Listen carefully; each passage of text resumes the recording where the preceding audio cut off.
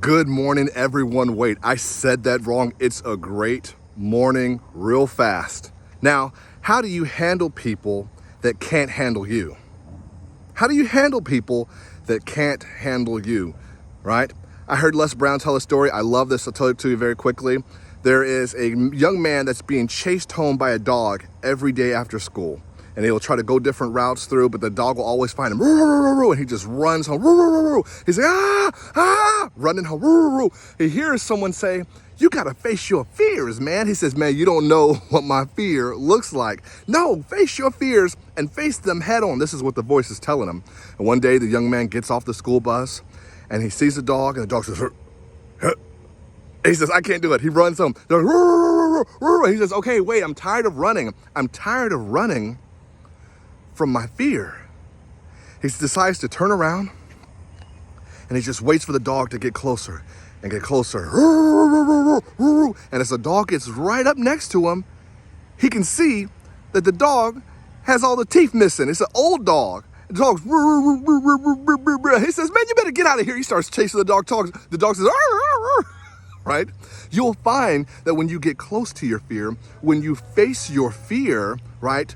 When you find out that I don't know why she got so close to me. When you face your fear, you look at it in the eye, you'll see that your fear has no bite, right? Your fear has no bite when you face it. The thing that you were afraid of, right, isn't as big. Now, how do you handle it, right? The dog or the man, depending on which side you look at it, didn't know who he was messing with. Didn't know who he was messing with, right? And I think that people can't handle you because they don't know who they're messing with. They don't really know the ideas that you're gonna have. They don't know the businesses that are inside of you. They don't know the passion that you have. They don't understand. I mean, if people really knew who Disney was when he was a kid, do you think they would treat him differently? Or do you think when Oprah or when, oh my gosh, if Apple knew, if they really knew who Steve Jobs was, do you know all the things that Steve Jobs could have made had they not discarded one of their founders? I mean, what are we talking about here? When people do you and treat you any kind of way, it's really because they don't know who they are messing with. And I know they tried to do you wrong. I know people let you go. I know somebody y'all got laid off, and it's not you. You are not the problem. Well, they let me go. They didn't even give me anything. I was at that job for 10 years. I was at that company for 5 years. I gave them this. I stayed late. I was working for them, and they just let me go as if I was nothing. And it's not you. They do not know who they are messing with. They don't know who they're messing with. How do you handle these people? The first idea, you have to realize that some of these people don't know your worth because they can't afford you. You've heard me say this before. It is still true. They can't afford you, and they make you think that you're cheap. Right? If you, how much does a Toyota Corolla cost? How much does it cost really? I mean, if you have billions of dollars, you probably don't even think of that. But if you're a person that's been riding the bus every single day and someone gave it to you, or you saved up all your money to pay for it, it has a lot of value because you worked for it. You earned it, right? And you might come up with ideas, and you've been working in the lab and creating, and you get these ideas at the boardroom or the classroom, and people will just say, we're not gonna go with that. We're not gonna go with that. It's because they don't see the value, but that doesn't mean it has no value. How do you handle these people? You gotta realize your audience.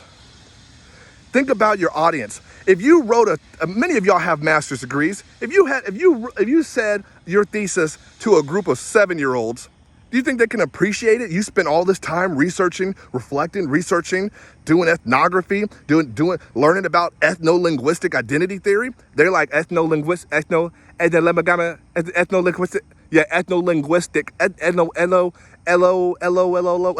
Yeah, they can't appreciate it. Think about your audience. You have amazing ideas. You have amazing value. You have amazing potential. It's possible that your audience cannot appreciate it because it's not for them. Maybe you're not supposed to be at that job, and your destiny, your future, it realized you're not supposed to be here. You're not going to be here to grow, right? That was just a stepping stone. That setback was a stepping stone. You're not supposed to be at that job. You're not supposed to be in that relationship. And that's why sometimes those things don't work out, or it doesn't work out because it wants to see how badly are you going to keep pushing. How bad are you going to keep working for it? Today, ask yourself, am I around the right audience? And maybe I have good ideas, maybe I have potential, maybe I have purpose, but I've got to get around people who can value me, right? I mean, just because if Michael Jordan was playing basketball in his prime with 5-year-olds, can they really appreciate Michael Jordan and what he can do? No, like they can, no, but they can't appreciate, they don't know, we're playing the same game, but we're not playing the same game. Right? I mean, we're both playing basketball, but we're not on the same level. And today I want you to challenge yourself that maybe the people around you that can't appreciate you because they're not playing the same game. I mean, they're playing games, but they're not on the same level. Ask yourself today, keep pushing.